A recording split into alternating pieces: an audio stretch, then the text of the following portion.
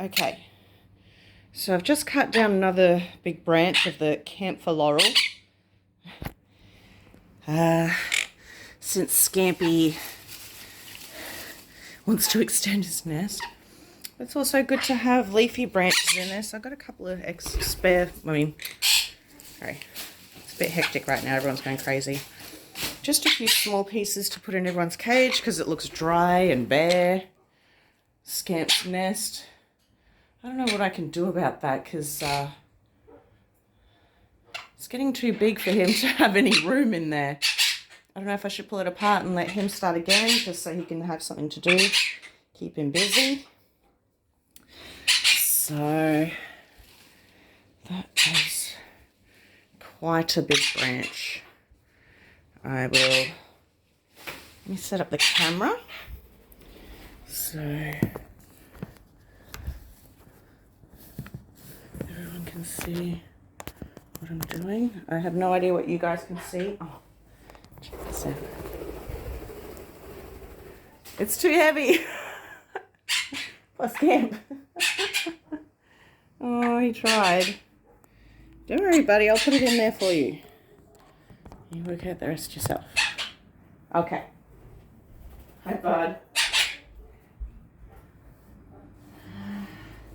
This one I was going to give to Sky because it's very little.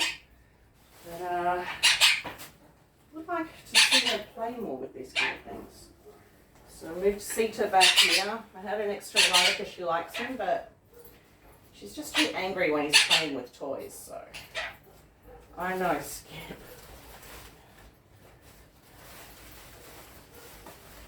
So there.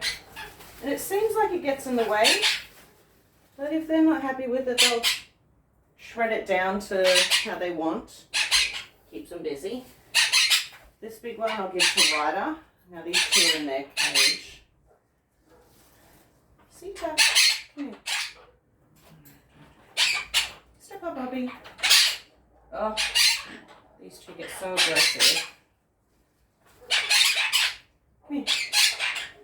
Oh. Step up.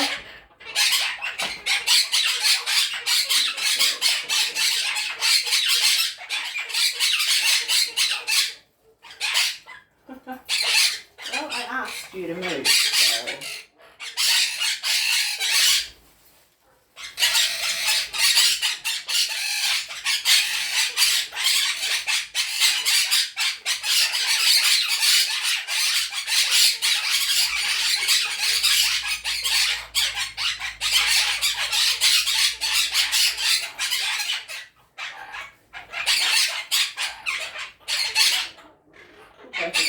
Sky's cage.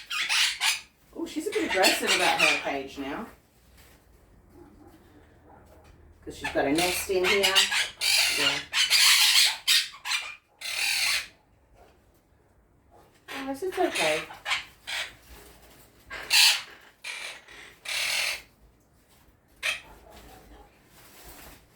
I don't mind having branches in here for maybe 2 or 3 days and then they start to die. Sorry, darling.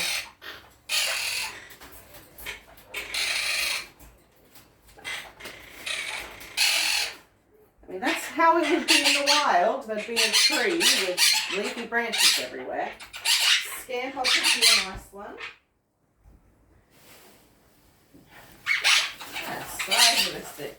And this is the same size that Scamp shredded to build his nest. So he had about that much to build with. Maybe this. And this. That looks good. I can't put it on the same side like everyone else has in their cage. I'll just put it somewhere else and he can rip it apart and then turn it into nesting material himself. I'll put it down here. Huh? Oh, he's already excited. He's already excited about this.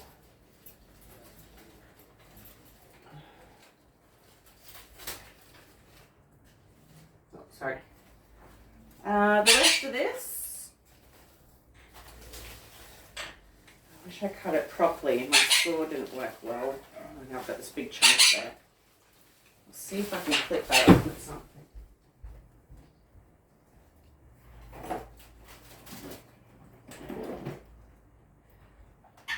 don't have a lot of tools inside. I've just got this tiny little hacksaw. I don't want to damage it too much, but I'm going to cut this off.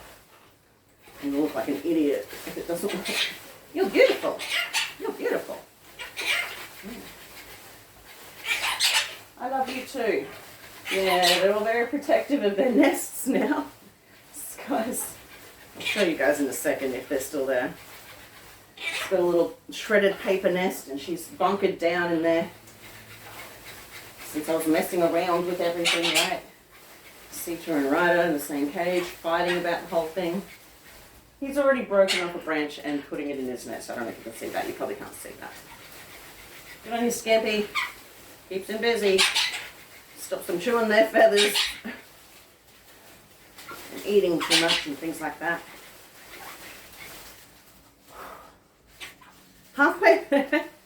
Come on. Oh, thanks. You're beautiful too. Are you talking to her or me? Or the branches? Probably the branches.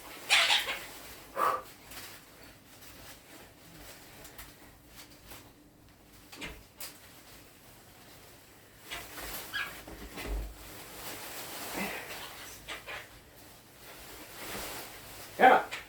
So close. So close. And I've got big saws and clippers and all sorts of things that are, it's like we're on the third level up here, so I don't want to go all the way down to grab anything else.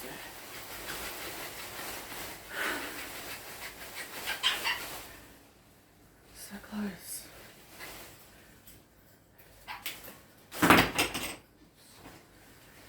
It's dangerous if there's birds down there. Let's get that little bit off, because I have a little pot of water out there that I use to keep these fresh.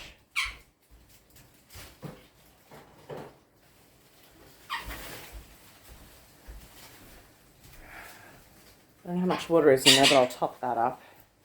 Let's see what everyone's doing. You're beautiful. So he's got his leafy branch. She's got her little funny nest. What was that?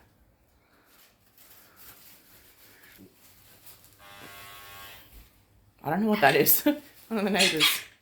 So he's already been shredding his. You can see he's got a fresh leafy branch there that he's building.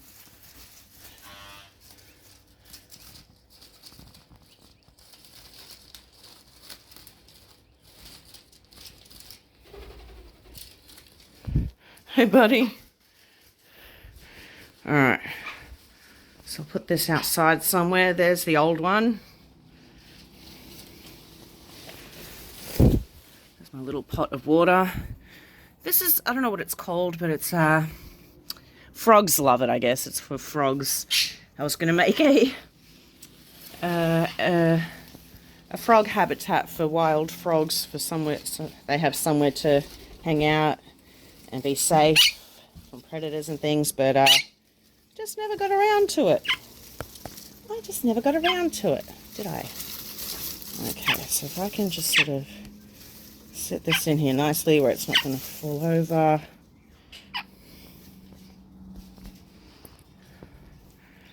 All right. That's a little more tropical. Oh.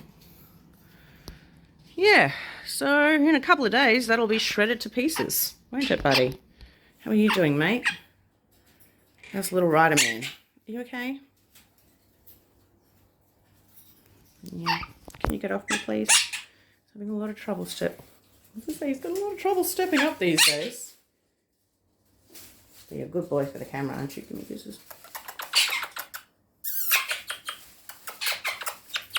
Do it, do it, do it, do it, do it, do it, do it. Do it, do it. Do it, do it, do it, do it, do it.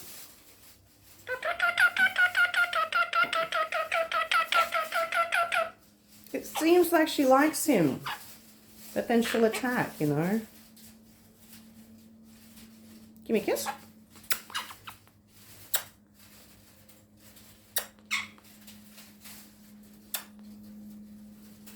Gimme kiss. Okay. So that's what we're working on today. Uh-oh. My lens is a little foggy.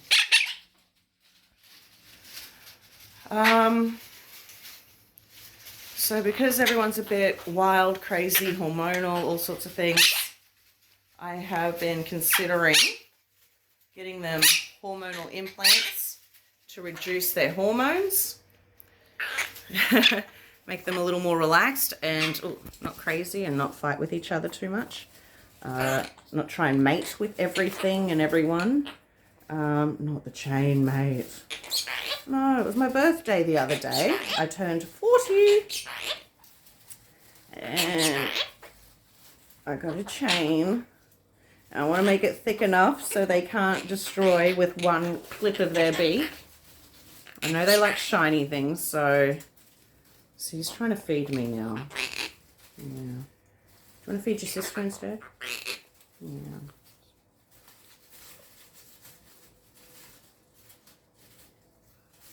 Here, come sit here, buddy. Okay. Hormonal implants. It's a tiny little thing that goes into their back, in between their wings and back. And the only thing I don't like about them is once they're there, they last for 6 months, and then you leave it there, and then you put in another one, and then they're going to be full of these little implant thingies, little plastic pieces. I don't know what it's made of, but don't you want it? Just trying to get the girls off me first. The other thing is, you don't want to sit with your sister. Woo! Ah! There we are. Can you step? I'm ready. Step up. I'm ready. Peekaboo. Yeah, we have to hide for him to play properly. Yeah, just go back into your cage.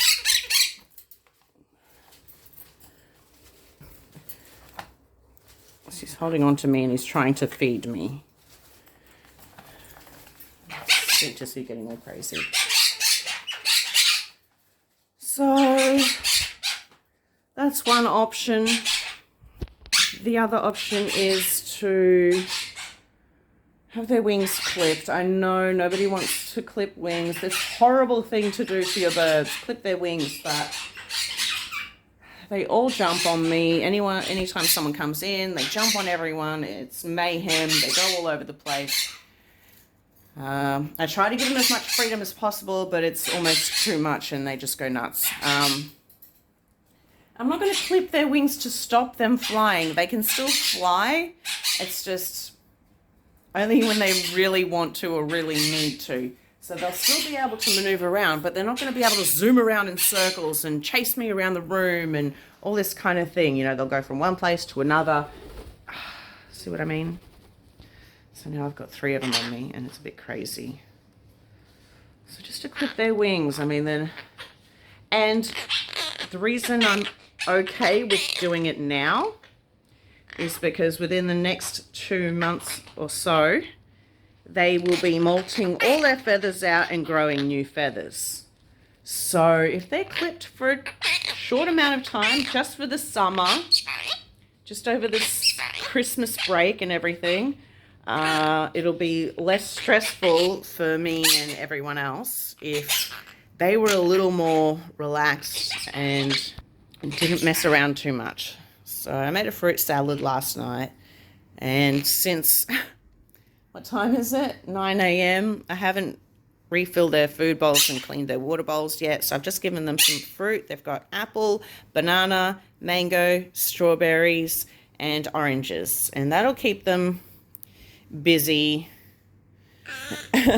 until I decide to feed them. Usually I feed them around 7 a.m. I lock them up and then I go out for the day and I do whatever I need to do, or do stuff around the house where they need to be kept away from whatever I'm doing. This is good enough for now. And in the wild, they're not guaranteed food. If it's raining for 3 days straight, they're not going to be able to eat anything and everything they want. So, and I do like to switch up the routine. People love routine and it is good.